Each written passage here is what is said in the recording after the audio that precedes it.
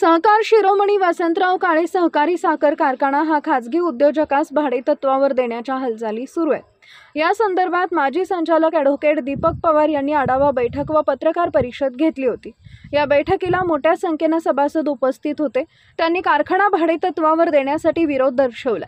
कारखाना भाडेतत्वावर देण्यासाठी शासनाकडे कोणताच प्रस्ताव देण्यात आलेला नाही अशी माहिती दिली आहे। तसेच हा कारखाना सभासदांचा आहे, तो त्यांच्याच मालकीचा राहावा अशी मागणी केली होती।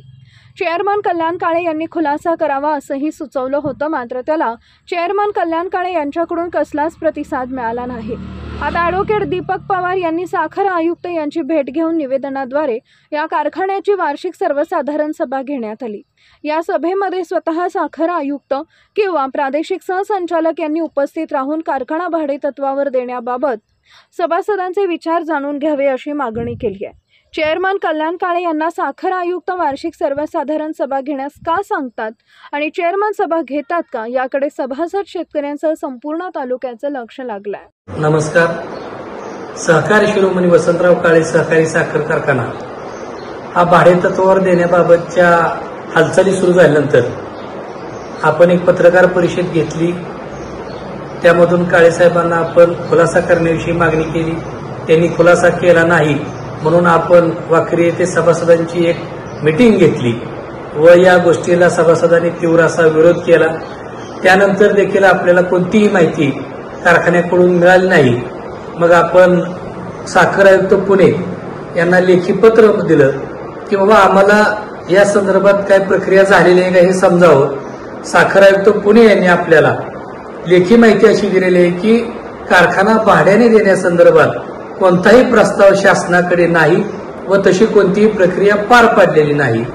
त्यानंतर या महिन्याच्या अखेरीपर्यंत वार्षिक सर्वसाधारण सभा होणं गरजेचं आहे, कायद्यानुसार ते बंधनकारक आहे।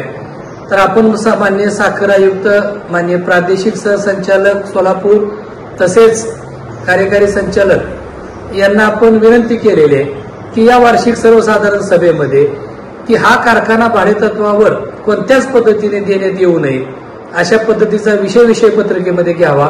सर्व सभासदांचं मत त्याच्यावरती आजमावून घ्यावं व आवाजी मतदानाने हा ठराव मंजूर न करता प्रत्यक्ष गुप्त मतदान घेऊन सभासदांचं जे काही विचार आहे, जे काही मत आहे ते नोंदवलं जावं अशा पद्धतीची मागणी आपण साखर आयुक्तांना केलेली आहे की संपूर्ण सभा ही इन कॅमेरा घेण्यात यावी। तसेच या सभेसाठी स्वतः साखर आयुक्त किंवा प्रादेशिक सहसंचालक यांनी उपस्थित राहावं अशी देखील मागणी आपण केलेली आहे। गेल्या 15 दिवसापासून या संदर्भात आपण शासकीय प्रशासकीय पातळीवरती जोरदार लढा देत आहोत आणि आपल्या सर्व सभासदांना याबाबतची माहिती मिळावी। खाली रोज अफवा पसरवत आहेत, व्हॉट्सअपवरती वेगवेगळ्या गोष्टी येत आहेत, त्यामुळे संभ्रम निर्माण होतोय।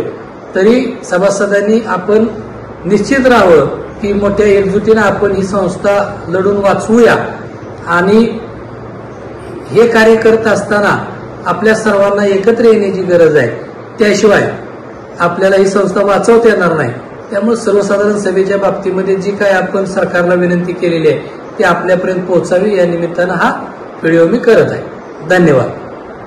ताज्या घडामोडी जाणून घेण्यासाठी शिवशाही न्यूज यूट्यूब चॅनलला सबस्क्राईब करा। आपण हा व्हिडिओ फेसबुकवर पाहत असाल तर फेसबुक पेज फॉलो करा आणि शिवशाही न्यूज.com या आपल्या वेबसाईटलाही भेट द्या।